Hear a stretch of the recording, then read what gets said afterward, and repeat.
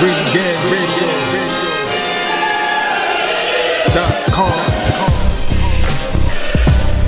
Take over. Last mission. Final boss mode. What it do? But meanwhile, on our third and final card, which is from TR, you know, I think it's probably the only card that night that actually had a consistent quality to it. Yeah, like, top to bottom, it was entertaining. You know, some sick knockouts. Yeah, some good jobber scraps. Yeah, like competitive fights, competitive 12-rounders, or win the distance fights.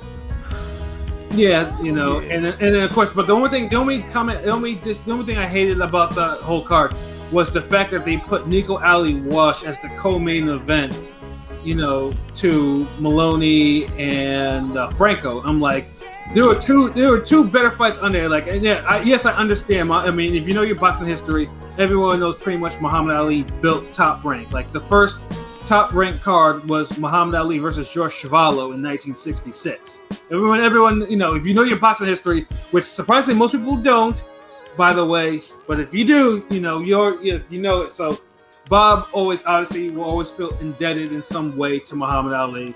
So of course, when and who would know that Bob Arum would be alive, 50 some odd years later or 60 something years later to actually promote his grandson? Who knew? I mean, we all knew promoters don't take no punches. Shit. Yeah. Dude, Ran. Yes. Listen to the beginning of this episode when we finish, and save yourself 36 minutes plus. It's like 48 minutes. Save yourself an hour. You don't need to watch Rigging Down Casemiro. Like, your eyes will bleed at the frustration of how both guys were inept and laying out a game plan. PBC actually put up a PBC highlights video on YouTube. Like, are you for real? So yeah, I mean, if you can, what? Yeah, if you need to watch that. Yeah, watch the highlights and be done with it. Delete the cookies, files, whatever on your computer, just erase it. It's awful. Yeah, because Ring Gang did that, so you don't have to do that. we suffer for you. You know what I mean? He said he's high, so he'll probably fall asleep. You'll fall asleep even if you were stone sober. You know how bad it is when you fall asleep through a Rigging Down highlight video? Yeah, but just try to. But I mean, you can hold off being high for about 5 minutes to get through this damn. Because apparently, I think the video is that long.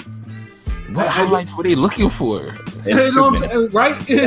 Just be like me. Just read the comments. Just read the comments. Regan Dow got a lot of stands, so he do. He absolutely do. And like I said, I don't have any.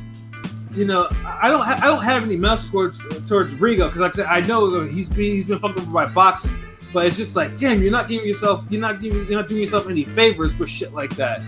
No, but you know what? I'll say this before we get back on track. Riggindale fans, they're the stands.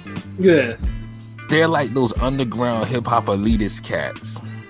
No matter how awful the beat is, no matter how fucking swagless and soulless the rapper is, no matter how bad the bars could be, they feel like listening to that person because they're underground makes them some elite spectator of the best boxing in the world or the best hip hop, because no one else really, the mainstream don't like it. Yeah. So that's the dualities I see with that. There's always you heard such and such music. He's like, nah, but here, listen to this backpack rapper ass nigga that no one knows about in Wisconsin. Listen to MC Get Busy. Yeah. There's always some bullshit like, yo, fuzzy headphones from the mean streets of damn Idaho. Yeah, you gotta listen to him, man. He his mold, like, he has a verse where everything's a multi-syllable. The album title's a multi-syllable. Like, that's the shit. Like, that's how y'all be sounding with Riggin. On a cassette tape. Yeah, salute to Ran. I think I've seen his name in here before, but I guess he's on the collie too. So shout out. Nah, his name is familiar, but I've seen him somewhere. But I don't know if it's recent, but yeah. Shout outs, much respect. Yeah, I mean Troy Ave. Like, Troy Ave Yeah, perfect example. Fucking perfect Yeah. example. Yeah, like I mean, dude You went can up. make a decent hook, but that's about it. Yeah, Troy Ave. Yeah, he went up to Sway's show and kind of embarrassed himself. Oh, okay. Oh. Okay. I had a feeling. Salute, I had a salute. like. Yeah. I had a feeling. Yeah, it's like that. Yeah. We definitely know who. We definitely know who you That are. was forever. Yeah, definitely salute. Salute to you. Yeah, Troy Ave was always trash too. Like I remember because he went up to Sway's show and embarrassed himself trying to freestyle. So yeah. It's a nigga who's like mid, but for some reason the fans think that nigga's like Big L, Tupac, fucking Sibo. Yeah. Everybody combined, you're like, I just don't see it. Like, Yeah, niggas that's how rigged it. Always the stands that make I mean, it shit, worse. niggas not even stand spit, nigga. So Like they make Rigged Down like Rendell is like Larry Holmes, Floyd Mayweather, Casamayor, Sweet Pea, Sweet Pea, all in one, and I'm like, what the fuck are y'all watching? Yeah, yeah, no. Like I mean, at one time, Rigo may have been pound for pound, but he's not pound for pound. He's clearly not in his prime anymore. But I digress. Let me get off Rigo. Yeah, my bad. See what you did, nigga. See, It's like we got like a feature verse of him now. yeah. So, but with Top Rank though, like the only thing I just said, I mean, yeah, it's cool to have Ali's grants on there, but like Ali, I mean, Ali was definitely not worth the attention that the other fighters who are more established should have gotten.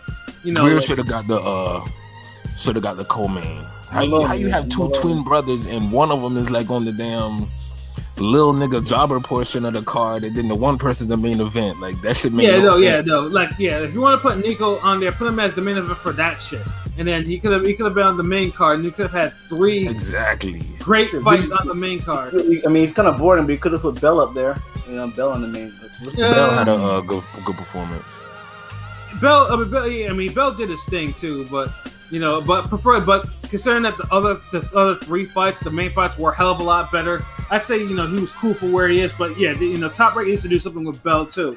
But at least with Nico, at least he didn't embarrass himself. I mean, Nico at least for what showed that he does have some power to him. Like I mean, dude has a whipping right hand, from what I can tell. Yeah.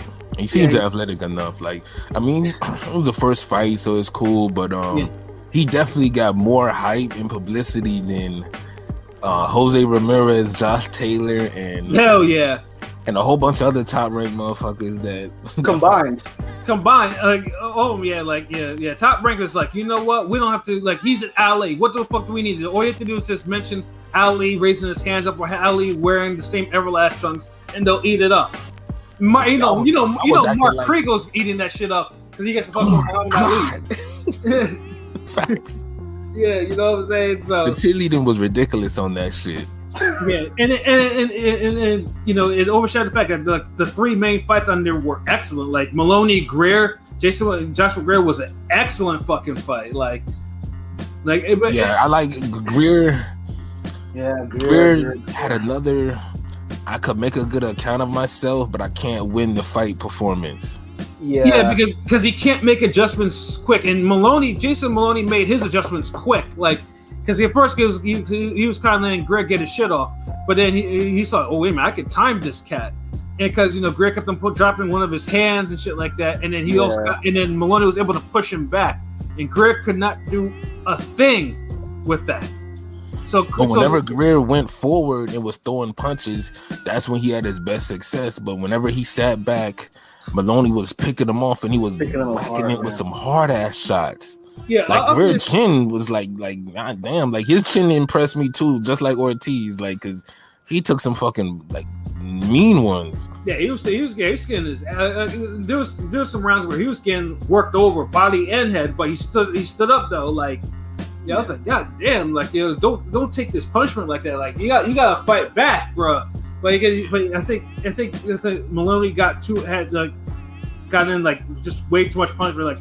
All those punches added up near the end. Though he still made a fight of it near the end, but I think he was just too far gone by then. So I mean, I mean, it was definitely a good win by Jason Moloney. He needed that win. 96-94, right? Like we had the same score, right? All that 92-98 bullshit there was on. Yeah, no, there was. It wasn't that fight. No, it wasn't. Yeah, it was close, competitive, but Moloney, clearly won. I can see what Bradley was saying with the draw, but I don't think it really. I didn't feel the draw. I didn't feel the draw. No, Moloney clearly won that fight. If you want to see 97, 93, 96, 94. That's cool. Castano Charlo is more of a draw than this fight would have been. Yeah, but Joshua Gray is more like. He gave it. It wasn't like. It's unfortunate. He still has a flaw that's cost him in his fights, or has nearly cost him. So it depends now what Top Rank's going to do with him. But Jason Moloney, at least he saved his career. But the fight that I saw, I was like, God damn. Was the Barboza Moran fight. Like, talk about Moran was like, honestly, I thought Moran should have been stopped in that fight. But good Lord, like, you see the hands that was being thrown in that fight. God. Barboza Jr. could fight. Yeah, it was fine. And the funny thing is too is like Barboza had him lumped up early, like bleeding and shit. And I'm thinking this fight wasn't gonna last, but Moran was fighting. He fought back, and I think it's even hurt him a couple times, like maybe mid rounds in the fight like that. But those two were slugging out. Like I got some respect from Moran after that one. Because I was like, because clearly, he was all fucked up in the game though. But unfortunately, I think some of the other fights were happening. I think most people weren't watching that though. But if you haven't seen Barboza Moran, watch that shit. Like that was a good 10-round slugfest. Which Barboza clearly he did win that fight though. Yeah, it's gonna be time to raise Barboza up, man. Like. Yeah, I need to see him in there with a high quality of fighter. Like he has the goods to me. It's time to get to the next level, and 140 is kind of packed. Like Jose Ramirez. I wouldn't be mad at that fight. Hold on, Jose Ramirez, like same weight class, same promotion shit. That might be a hell of a jump, though. Jose Ramirez, we want him to fight a fucking leopard before we throwing him in there with a tiger and a lion and shit. Yeah. I don't care if the lion or the tiger lost earlier, Facts. Fuck. If damn, hold on, we gotta see. That's the thing. Boxing's so trash. You can't even put different fights together. I would say Barboza Jr. Burnchek is fighting Montana Love. That's a good fight. That's a good fucking fight. Yeah, I'm surprised that Burnchek coming in, against a decent guy from after his fucking fight. Yeah, Burnchek's just built different. He fights different too. Yeah. Fuck. Barrios going to them. Well, Barrios, the guy Tank fought just fought. I think it'll be a good fight for Barboza. For Barboza Jr. Regis is a good fight. That'd be a dope fight. Yeah. Well, I don't know about the Regis and Garcia. I haven't heard about it lately, but there was some rumors. Yeah, I don't think Canelo fight got to get finalized. I told you he the super villain. We ain't gonna have the zone. The zone just gonna quit for the rest of the year if Canelo don't get a fight. Like he's holding up a whole network of fights. Yeah, because when Canelo fights, then we open up the back. Okay, yeah, we need to load up a card. And it's funny thing too is that as I mentioned before, all the fucking cards that this nigga has, they never build a decent undercard for his fights. And if a fight does outshine him, it's mostly because it's luck. That happens. It's pure luck that that fight on his undercard is actually really good. So. Brian Norman Jr. That's an interesting name. Brian Norman Jr. Brian Norman Jr. That is 140. I haven't heard his name in a hot minute. But yeah, when's the last time he's even been on a televised card for? His name is more out of the picture than Darwin Price. Apparently, because I'm just trying to think, when was the last time he was even on a televised card? Dude is 20-0 with 17 knockouts. God damn. Looks like he was on a Showtime. Boxing Oh cards. shit! Put him against fucking Barbosa Jr. There you go. There you go. Fuck it. We making promoters listen. Yeah, but I mean, but then he mostly fights at He welter. fights at 147. He fights at 147 though. But damn, he's 20-0. He's 20 years old too. Damn. He might be flying. He might be flying under the radar too. Yeah, they got someone got to pick him up. Shit. Y'all remember that name because when there's gonna be a fight where someone's gonna like underestimate him and you're gonna see some crazy odds. Yes, That's and true. Then, okay. Also, you mentioned he mentioned that he gave Tank Davis that work. Yes. Yeah. So yeah. What, in sparring? Like what? You was They have to be sparring because he definitely never fought Tank yet. So yeah. Okay. I mean, the amateurs or probably either amateur or sparring. It has to be one or the other. yeah. So I welcome some new faces. You know, get the PBC ring gang, young guys, young gunners belt. Yeah, definitely.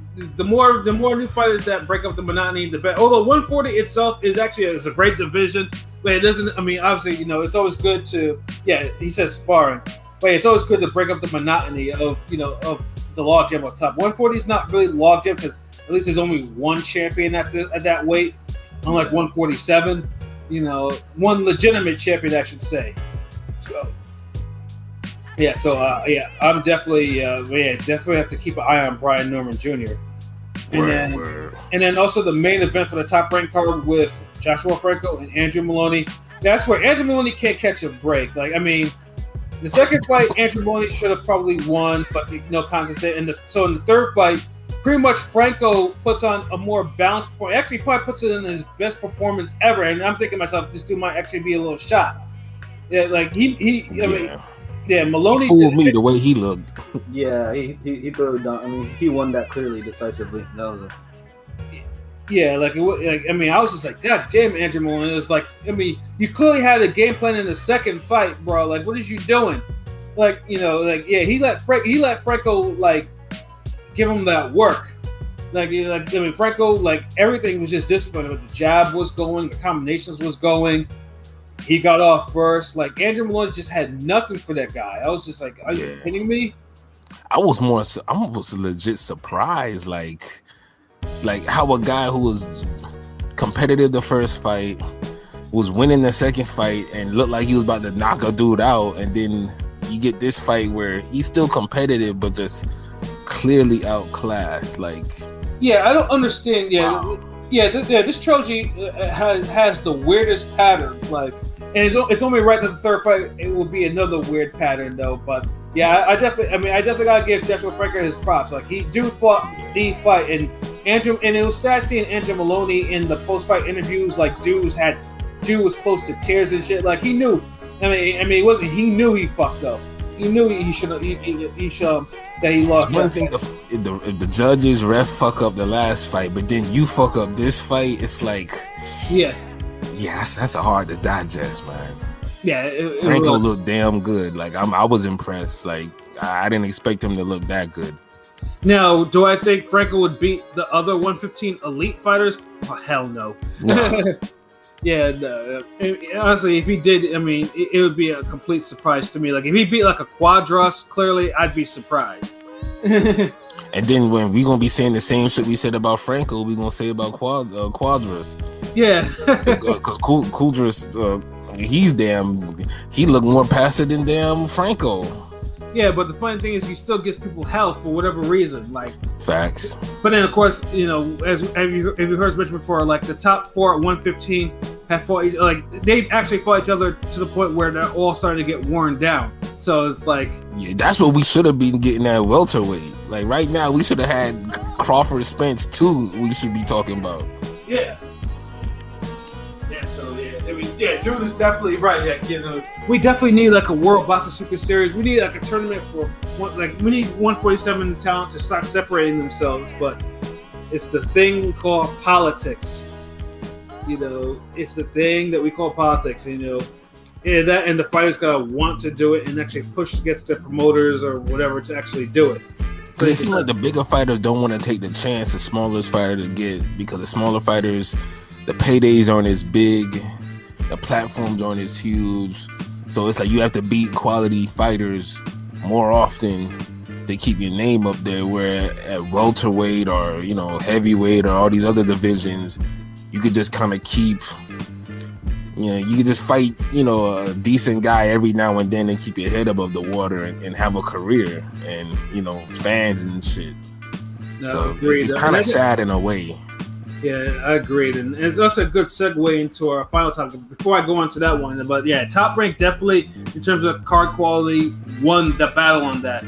Now, were any of the fights like the best fight of the weekend? No, they weren't. But they were consistently good.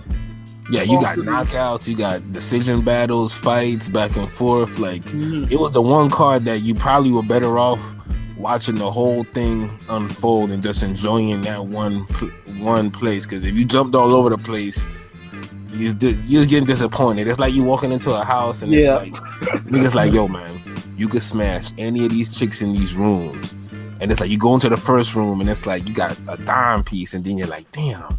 Maybe there's something better out there. You go to the next room, the bitch is like a 5. Then you go to the third room, it's like, damn, she's a 7. I'll smash, but maybe okay, fuck. Can I get back to the 10? Then you go to the fourth room, it's like an 8, and it's like you just going all over the place, and it's like, damn, nigga, you should have stayed in that first fucking room. But Top Rank did its thing. The Zone had at least had the one fight that was spectacular, and PBC, hey, you at least Rashid Warren got a knockout. For real. And we'll never see Rigo again. Yeah. The gift and the curse. Oh man! But our final topic of the night is probably the one that's probably affected boxing more. Boxing some